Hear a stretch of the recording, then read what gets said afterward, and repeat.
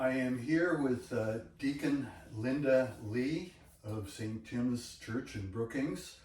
We have done a long interview with the vicar of that congregation, but most people don't know the distinction between a vicar or a rector or a deacon, a priest and a deacon. A priest and a deacon. So maybe you could tell a little about what being a deacon means and a little about yourself and how you came to be that. Oh my goodness, that's a lot in that.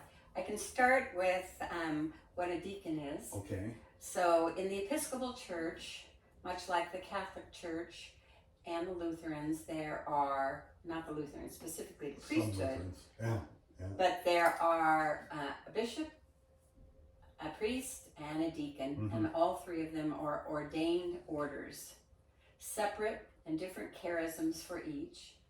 And so a deacon, the charism for the deacon is to take care of the needs of the poor and those on the margin, and specifically to teach the church what the needs are in the world on the margins, and to mentor and encourage the congregation to be out in the world to do ministry. What do you understand by the term charism? Charism? Yeah. Well, it is, let me think here. A charism is a specific gift that pertains to the group or the individual or the ordained individual. To have a charism as an expression of a God-given gift. So the deacons are very ancient tradition, because that was begun by the apostles when they selected the 7 men originally to help with the needs of the poor, so that the apostles could be free of teaching and spreading the word. So there is some ancient historical basis for the diaconate. And could you give a little personal history about how you became a deacon?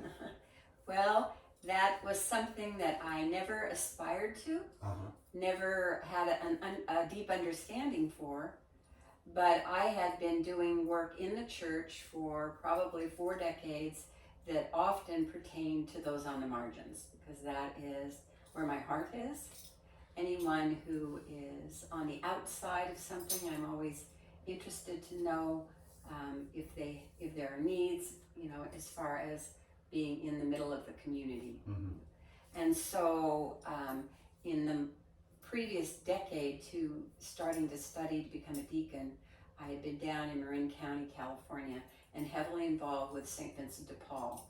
The Society of St. Vincent de Paul is a lay Catholic organization, and we went in teams, 2 by 2, with people who had requested help into their homes. Often it was eviction notices, or the cutoff of electrical services or power or food or medical bills, and we would be able to help them. So I had done that for a number of years, and then became involved again with the Episcopal Church. I was raised an Episcopal, and I was involved with the Episcopal Church in my 20s.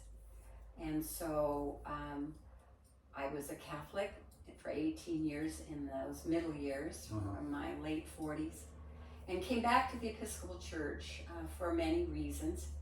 And always, in any church I'd ever been involved with, I was always involved with outreach.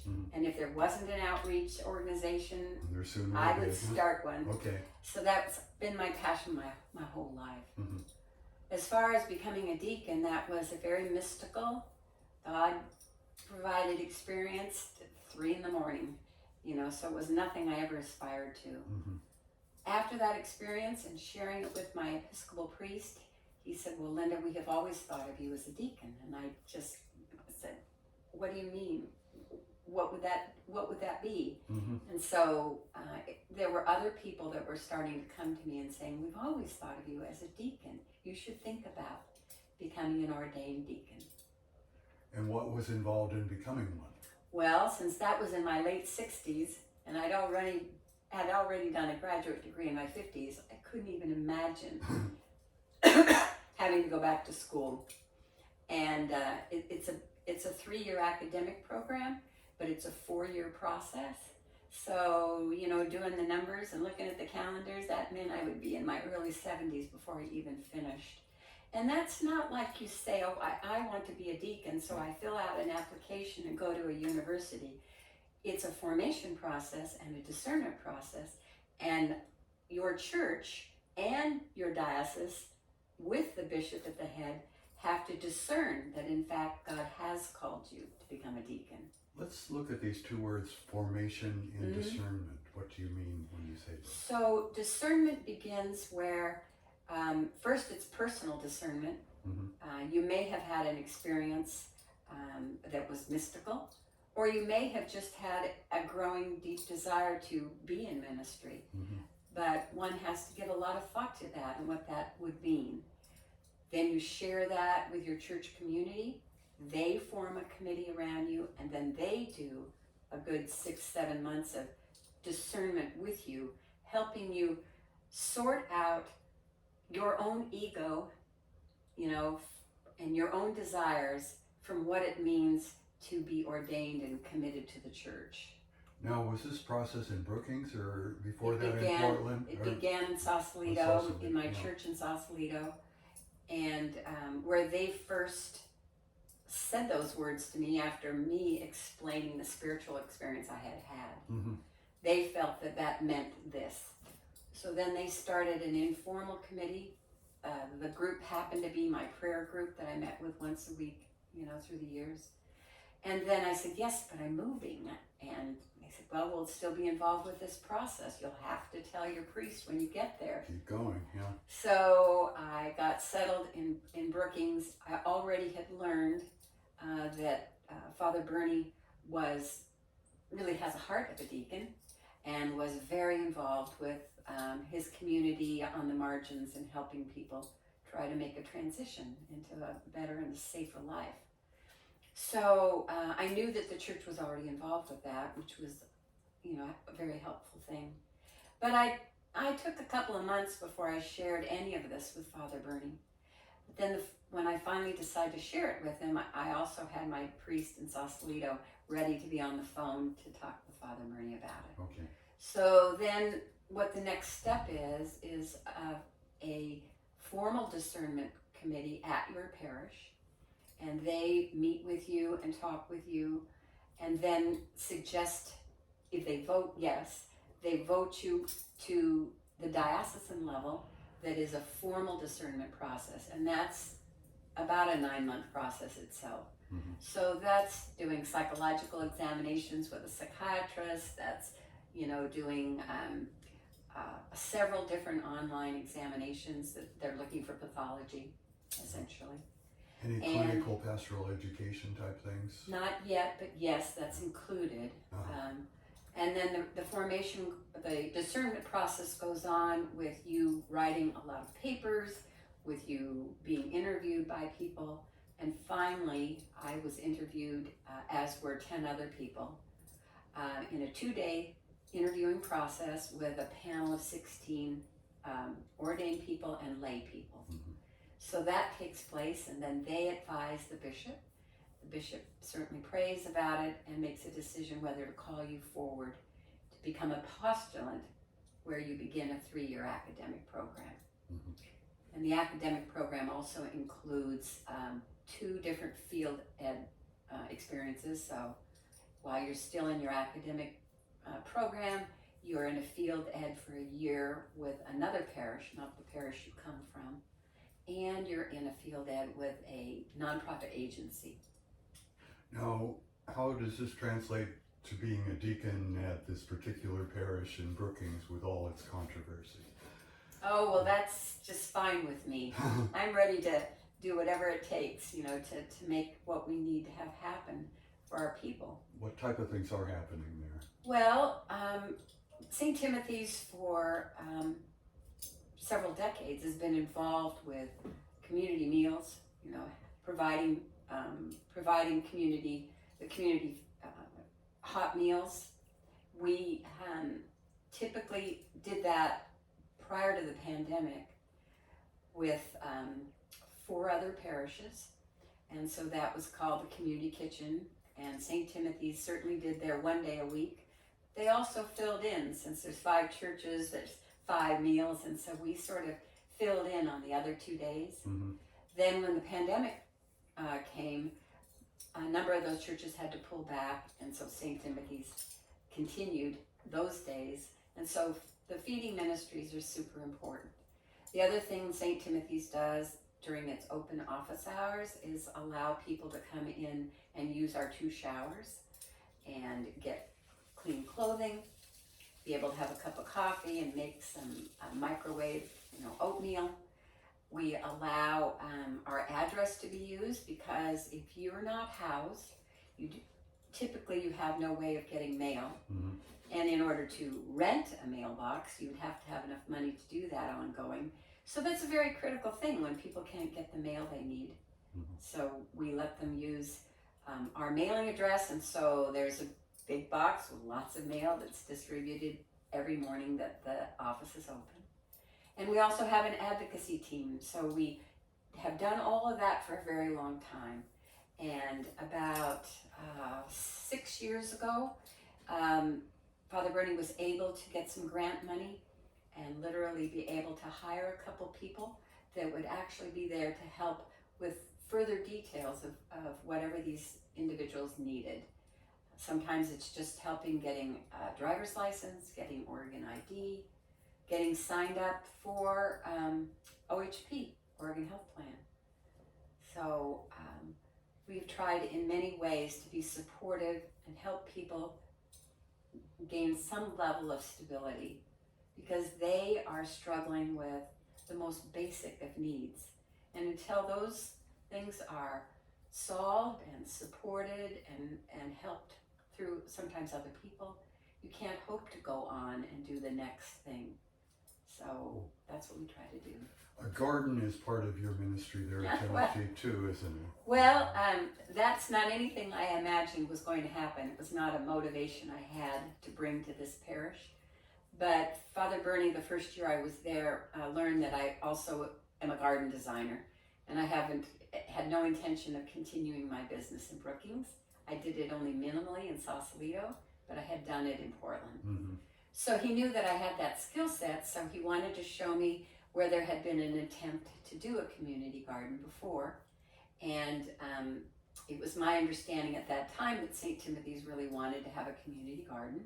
So I said, sure, I'll look at it. So he showed me the space with a driveway that was just a junkyard and an existing greenhouse that was full of storage items. And then the back behind the greenhouse was about a 30-degree sloping lot full of weeds. So my design background tells me, well, I'm not sure exactly what it is you're going to want to grow, and I understand that can happen and be a vegetable garden, but right now it needs hardscape.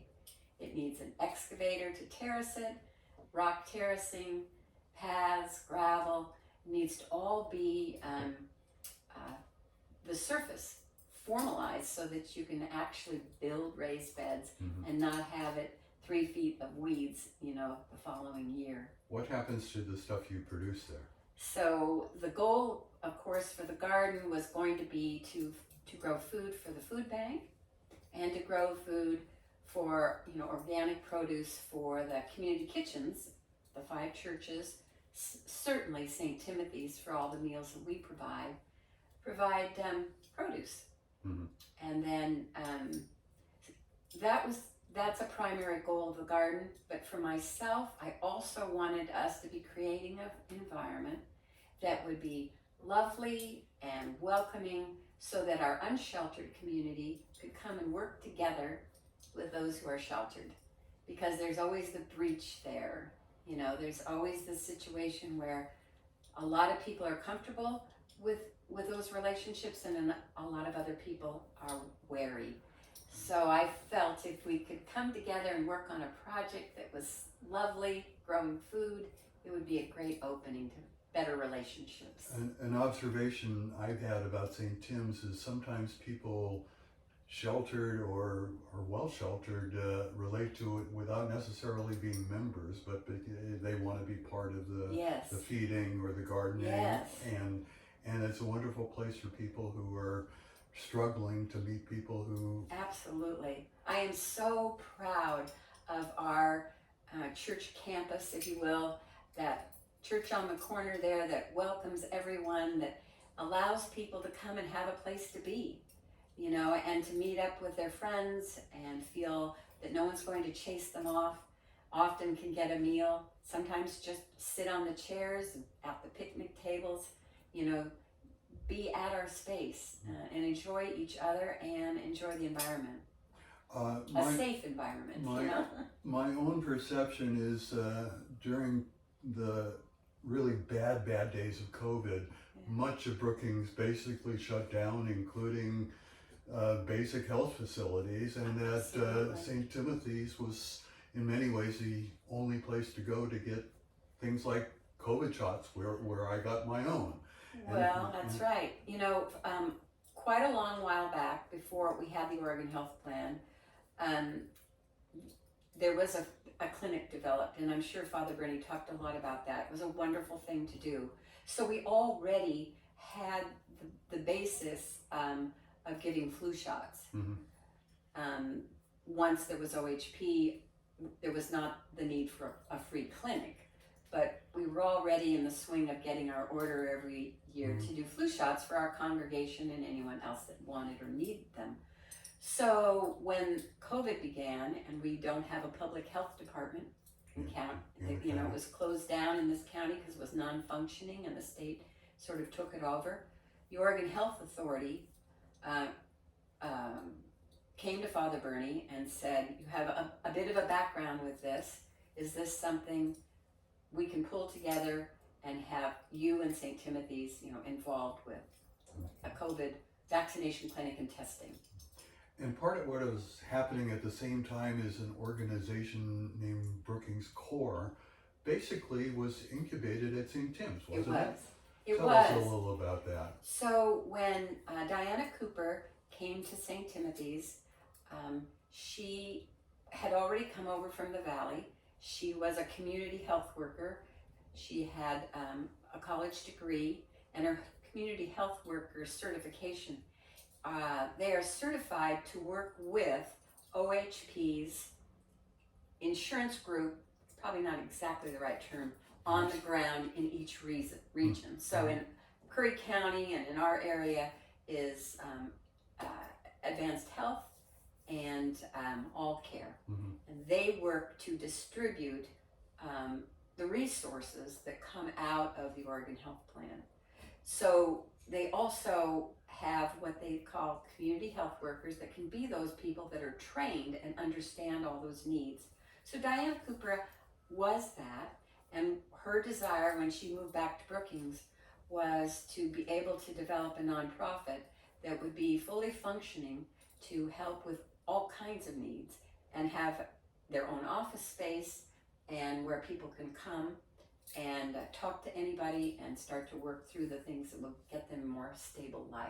And they have that in the neighboring community of Harbor now. Right. So we were already doing those kinds of things, but Diana was just a wonderful game changer. She was articulate and smart and educated to the needs, and she had an understanding from her own life of the value of being companioned and helped when one is struggling.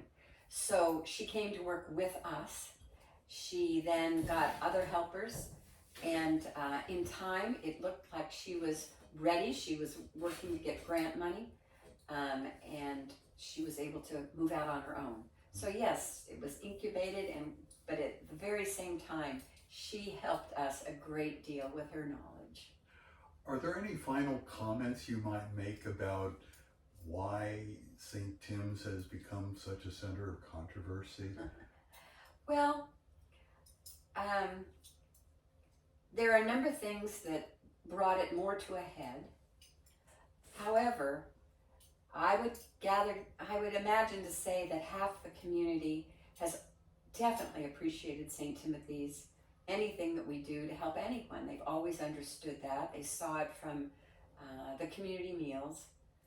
On the other hand, there's another portion of this community that are not a bit happy to have unsheltered people in their town. And so the concept there is, well, surely if we just get the people that help them to stop helping them, they'll have to move on, they'll have to go away. So there's always been that challenge against St. Timothy's, but it certainly got more so with COVID, because everything kind of got magnified with COVID. Yes. So we started doing a lot more meals because the other churches couldn't. The needs were greater.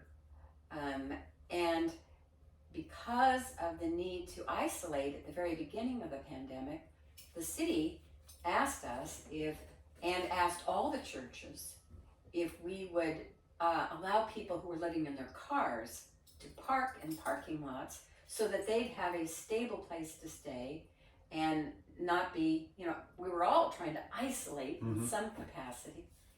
So none of the other churches responded, and of course St. Timothy said yes. We have the smallest parking lot of all the churches, and we had room according to what the city wanted to do for 3 people got permits. They were 2 women in individual cars, and then an elderly man that needed to walk with a cane. So those were 3 appropriate people to be able to park in our property. But over the course of time, people still gathered, and we had individuals during that time that were unstable emotionally, mentally. There's a lot of mental illness in our community that is not and very few not resources cared for. Right, not enough resources for them to be medicated with counselors, and so the need is so great in that regard that we had 2 women, get into a brawl one day, and it caused a problem, and we also came to understand that it was just very challenging to have people on our property through the night, because even though those individuals might have wanted to be only in their own vehicle, it brings others who don't have shelter, and so it got to be a bit chaotic. And part of the problem, in a sense, is you're located by a large city park.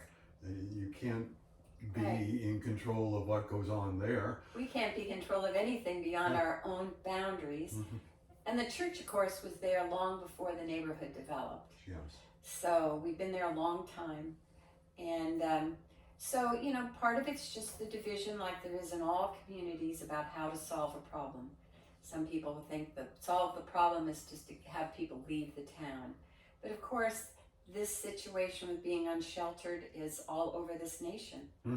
And so... and the economics are extreme. And it's getting worse. And so, yes, the other issue is that I think it's about 60% of our unsheltered folk grew up in Brookings. Wow. So they're not from the outside, whatever that might mean for somebody. So as a community, we need to take care of everybody. That seems a good place to end. Thank you so much. We've been talking to Linda Lee, who is a deacon at a very courageous congregation that is trying to fulfill Christ's command to be responsive to those in great need. Right out of the gospel. Thank you very much. Thank you. Thank you.